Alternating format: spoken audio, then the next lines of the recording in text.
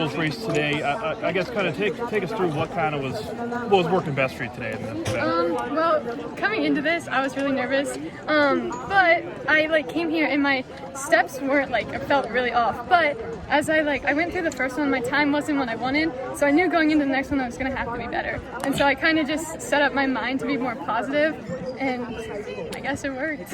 How much do the invitationals like this kind of motivate and kind of push you to be better?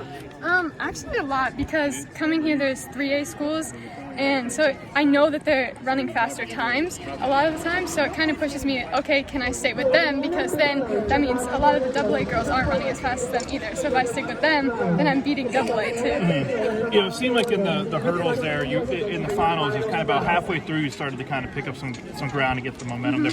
When you're running those races, do you kind of feel like a spark if you're kind of from behind to kind of push you to run faster, if you will? Yeah, when I'm going and I see people that are next to me, it's like, okay, can I make this next hurdle faster than they can? And once you see that you did, it kind of just motivates you, okay, now I'm in front, can I keep that? And I just have to keep going. Mm-hmm. When you saw your time, were you kind of happy with what you ran? I was. I mean, my PR is still 0.2 seconds faster than that, so it's kind of like, okay, I know I can run faster, but I'm still successful with a time that's a little bit slower than my PR. Mm-hmm. Do you think too these events kind of, with the regular season kind of winding down, it helps kind of gauge where you're going to be at when districts and whatnot come in? Yeah, I think it does, because coming into this, you're seeing a lot of the same schools that are going to be at districts, so it's kind of giving you an insight on what people are going to be running there too. All right. Thank you. All right. Yeah, thank you. The finish of that race, because you and Hayden Swinart were south kind of neck and neck. You won by, I think, 0.6 seconds, something like that. Yeah, real close. Yeah, what kind of, just talk about the finish of that race. Well, the finish has to do with my start. So I went out slower than I should have, and I had extra left. So really the finish, I knew he was there, but I was feeling relatively okay by the end of the race, just because I started slower than I should have, and I felt pretty good. Is it one of those things where you usually kind of try to get out fast so you're not kind of trying to catch from behind? Yeah, definitely is. Being in lane 4, you're right in the middle. You can see some people, but you're in front of others. So you have people to look off of, especially when the competition's so close. So it is definitely one of those things to get out fast. And one thing I say for a lot of the races is get out and get in, right? Because I'm not a sprinter. I'm a distance guy, so running the 4 is a little bit out of my normal. But the get out, get in is just really get a good start and get in before the turn, because you're running an extra other. So I didn't follow that well on my own rule with the getting out, and I think it hurt me a little bit. You talk about, I guess, just you and Hayden both running that kind of fast. Does he kind of motivate you and push you when you're on the lane against people like that? Oh, definitely. I mean, to have someone just to see and have in your rear view or right in front of you, in my case, it just makes you push a little harder when you're hurting. It's like I'm this close. With the races being so tight all the time, in the sprints, it's like he's not that far ahead of me. He's not that far behind me, right? Mm-hmm. So having someone there always helps. How big are these invitationals in terms of you kind of gauging where you're at as districts kind of loom here on the horizon?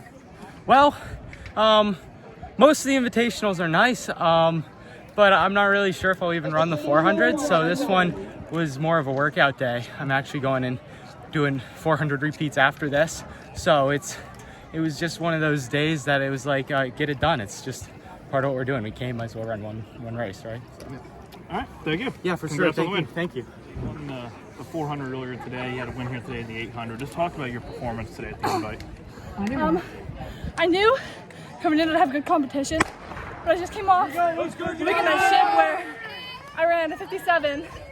So I kind of wanted to match that, but I knew I wouldn't have the competition ahead there. Mm-hmm. So I'm happy with my performance today.